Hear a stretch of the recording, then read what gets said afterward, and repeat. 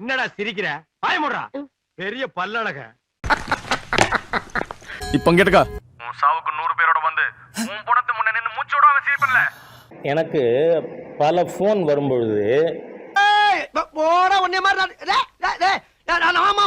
Your phone is on tapping அப்படின்னு வாய்ஸே வருது. என்ன வளர்ற? ஒரு 5-6 தடவை your phone is on tap அப்படின்னு வந்திருக்கு. அதனால கேனத்தனமா பேசுற. என் ஃபோனும் ஒட்டு கேட்கப்பட்டிருக்குங்கிறேன் நான். ஏன்னா என் ஃபோன் நான் பேசும் பொழுதே வந்து your phone is on tap. மூளையை கடையில வச்சுட்டு வந்துட்டீங்களா? சொன்னதையே திரும்ப திரும்ப சொல்லிக்கிட்டு இருக்கீங்க. திராவிட முன்னேற்ற கழகத்துல சாராயம் உற்பத்தி பண்ணி வித்துன்னு இருக்கிற அத்தனை பேரும் அங்க பாருங்க.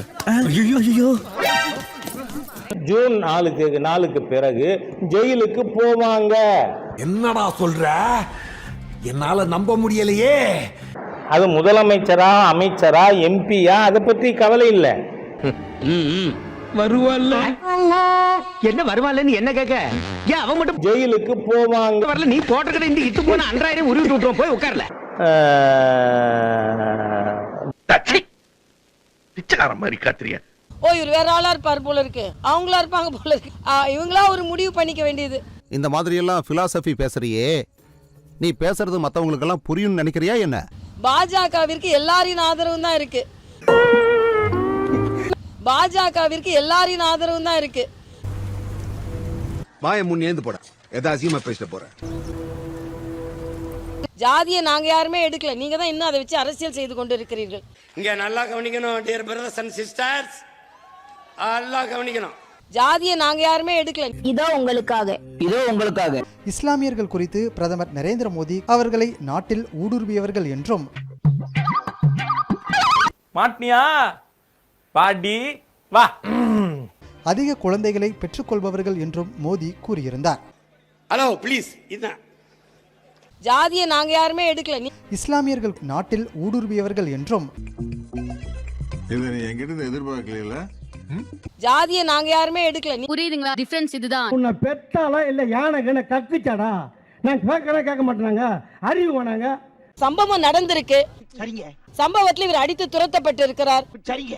ஆனா சம்பவமே நடக்கலன்னு சொன்னீங்க. சரிங்க. ஆனா சம்பவம் நடந்திருக்கு. சம்பவம்னு ஒண்ணு நடக்கும்போது ஆனா சம்பவமே நடக்கலன்னு எந்த தொண்டனுக்கு எந்த பிரச்சனை வந்தாலும் நாங்க வந்து நிப்போம். நீ காப்பாத்த நான் உயிர் வாழ்றேனா அதுக்கு நான் தூக்கு மாட்டிட்டு தொங்குவேன். நேர்மையாக நடந்து கொள்ளுங்கள். யாரு எதை பேசுறதுனே நாட்டுல விவசாயம் இல்லாம போச்சுடா. பாஜக வளர்ந்து வருவதை கண்டு அவங்களுக்கு எல்லாம் பயமா இருக்கு. அவ்வளவுதான். நாங்க திரும்பி பாக்குறோம் எங்கடா நடந்திருக்கு வேலைன்ட்டு. கனவுல இருக்காங்க. மரியாதைக்குரிய பாரத பிரதமர் அவர் மக்கள் விருப்பம் அடையும் அளவிற்கு பேசுகிறார். அவரோட திட்டங்கள் எல்லாமே எல்லா மக்களுக்கும் இணைந்த திட்டங்கள் தான். பெரிய விஷயம். எந்த வேற்றுமையும் பார்க்கவில்லை அவர். சாதனைகளை பார்த்துதான் மக்கள் எல்லா மாநிலங்களிலும் வாக்களித்துக் கொண்டிருக்கிறார்கள். இப்பொழுது வாக்களித்து வருகிறார்கள். நான் இந்த பக்கம் திரும்பி பார்த்தேன், இந்த பக்கம் திரும்பி பார்த்தேன், இப்படி திரும்பி பார்த்தேன், இப்படி பார்த்தேன். ஒரு புண்ணல்ல எல்லாம் இப்ப நான் வந்து புதுச்சேரியில துணைநிலை ஆளுநரா இருந்தேன்ப்பா. யூஸ்லெஸ். இந்தியாவில மக்கள் எல்லாம் காப்பாற்றப்பட்டதற்கு கரீப் கல்யாண் யோஜனா அப்படின்னு மரியாதைக்குரிய பாரத பிரதமர் கொடுத்த 5 கிலோ அரிசி காரணம். என்ன ஒரு இதுதான் ஒரு சிறந்த ஒரு. இந்தியாவில மக்கள் எல்லாம் காப்பாற்றப்பட்டதற்கு பாரத பிரதமர் கொடுத்த 5 கிலோ அரிசி காரணம். காதுலயே தேனை ஊத்துறீங்களா? வாயில கொஞ்சம் ஊத்துங்கிறான். காதுலயே தானே ஊத்துறீங்க.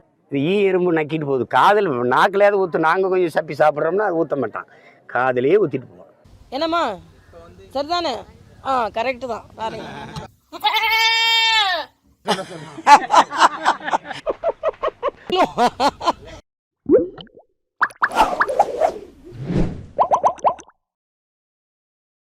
பாக்குறவங்க கொஞ்சம் ஹெல்ப் பண்ணப்படாது? நீ கேட்கலையே. கேட்டா தானா? Yes please help me. நான் நினைச்சா பண்ணலாம், ஆனா பண்ண மாட்டேன்.